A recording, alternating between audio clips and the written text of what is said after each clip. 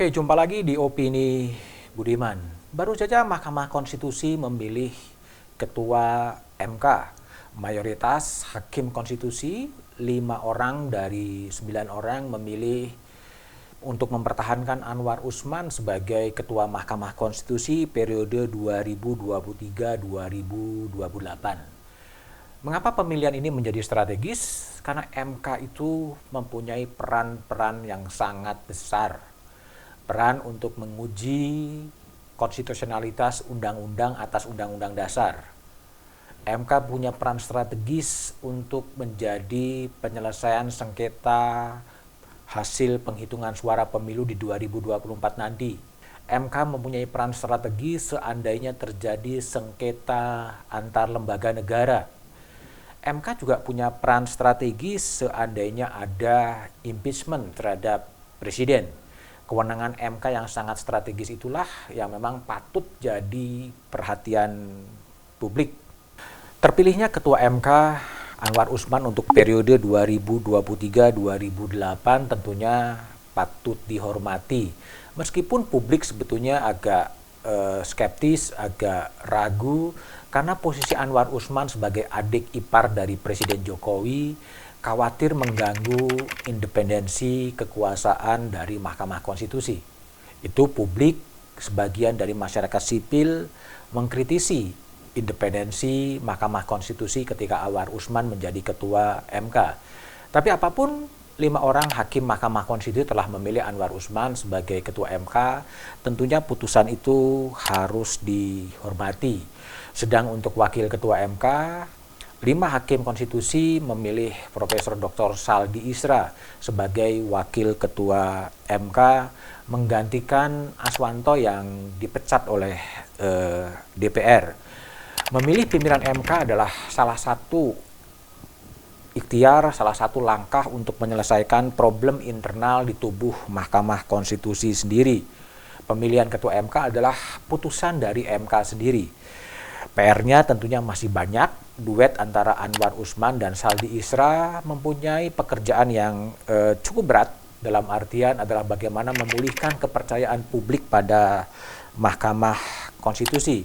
Itulah yang tercermin dalam berita utama harian Kompas yang terbit pada hari Kamis, yang menulis judul adalah tugasnya adalah bagaimana MK memulihkan kepercayaan masyarakat. Judul itu tepat karena memang masih ada problem-problem Mahkamah Konstitusi yang harus diselesaikan secara cepat oleh Anwar Usman dan Saldi Isra. Misalnya adalah salah satu dampak dari pemecatan Aswanto oleh DPR dan digantikan oleh Guntur Hamzah. Pemecatan itu tetap dipandang oleh MK sebagai tidak konstitusional karena tidak sesuai dengan undang-undang, tetapi itu sudah menjadi fakta politik. Aswanto telah diganti oleh Guntur Hamzah. Lalu kemudian yang jadi problem adalah adanya manipulasi atau adanya simsalabim ya yang terjadi ketika amar putusan itu dibacakan pada 23 November 2022 dengan amar putusan yang diketik di websitenya Mahkamah Konstitusi itu berbeda. Nah, itu adalah masalahnya.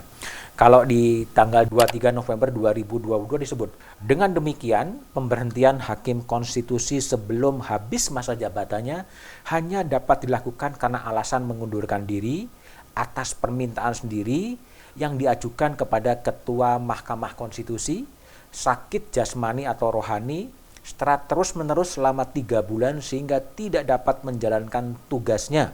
Itu adalah bunyi ketika amar dibacakan. Ada kata dengan demikian, sehingga itu adalah putusan Mahkamah Konstitusi bahwa penggantian Aswanto itu tidak bisa dibenarkan oleh Mahkamah Konstitusi. Itu yang diucapkan. Tetapi ketika kemudian ditelisik dalam websitenya, kata dengan demikian itu kemudian diubah menjadi ke depan. Ke depan, pemberhentian Hakim Konstitusi sebelum habis masa jabatannya hanya dapat dilakukan karena alasan mengundurkan diri dan sebagainya. Sehingga dari dengan demikian diubah menjadi ke depan. Dengan demikian menunjukkan sikap posisi MK terhadap kasus pemberhentian Aswanto, pemecatan Aswanto. Kalau ke depan maknanya menjadi untuk yang akan datang. Sehingga seakan-akan MK memaklumi penggantian Aswanto oleh DPR. Nah, pertanyaannya adalah putusan mana yang akan dipakai? Putusan saat diucapkan dengan demikian, penggantian itu harus bla bla bla sesuai dengan undang-undang, atau ke depan yang bermakna nanti pergantian-pergantian berikutnya. Itu adalah salah satu yang harus diputuskan oleh Majelis Kehormatan Mahkamah Konstitusi. Putusan mana sebetulnya yang tepat? Dengan demikian atau ke depan? Itu satu hal. Hal yang lain adalah siapa kemudian yang mengubah amar putusan itu. Amar dengan demikian diganti dengan ke depan. Itulah yang harus ditelisik oleh Majelis Kehormatan Mahkamah Konstitusi. Siapapun yang menyuruh melakukan untuk mengubah amar putusan, yang melakukan perubahan putusan, itu adalah tindakan yang agak tercela sebetulnya. Karena hakim konstitusi adalah negarawan yang tidak boleh mengubah-ubah putusan.